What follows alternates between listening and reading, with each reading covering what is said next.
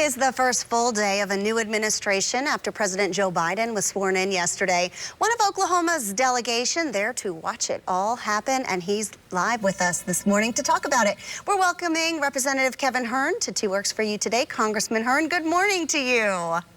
Good morning, Julie. It's good to be with you. We're glad to have you. Certainly a non-traditional inauguration for many reasons. Several of your colleagues, Representative Markwayne Mullin, Stephanie Bice, Frank Lucas, sitting out. Why did you ultimately decide to attend? Well, I think it's my job. Regardless if your party won or not, what the world needs to see is a peaceful transition. It's something we've done since George Washington, and it's just an indication of our democracy, our representative republic, and how important it is to be the example of the rest of the world. We can have our arguments politically, but when it comes time to transition power, we've done it time and time again for over 200 years. You mentioned that peaceful transition. Lots of messages of unity during the inauguration yesterday from President Biden, of course, poet Amanda Gorman, even Green Country native Garth Brooks calling for people to work together. With a blue Congress and White House, how are both sides going across the aisle going to make that all work? Well, you have to find common ground, because obviously the only tiebreaker in the Senate is Kamala Harris, Vice President Harris.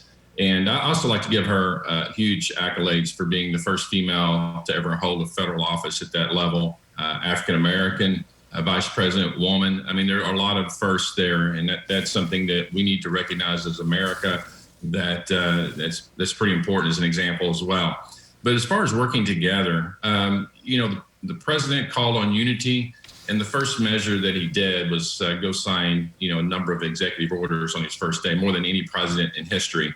And, it's a little bit perplexing why he would do that when he has both the Senate and the House. And that he's had conversations with Senator Schumer and Speaker Pelosi that he needed to do this because he's not confident that his own party, the Democrat Party, would go along with what he's doing. So very, very perplexing on unity. His first action was something that was very polarizing. So we'll see how this all goes. It's not starting out very well, though. And obviously, yesterday's transition more peaceful, of course, than the electoral college vote on January 6th when rioters stormed the Capitol. Senator James Lankford was planning to object to those electoral college votes, ultimately decided not to after the violence. Do you regret objecting to those electoral college votes?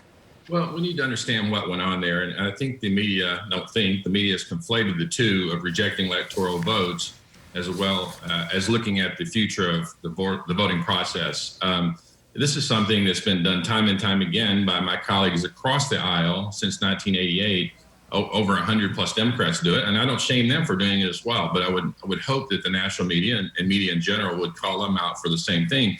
But it's not what it's about. It's about looking at our election process after it's done.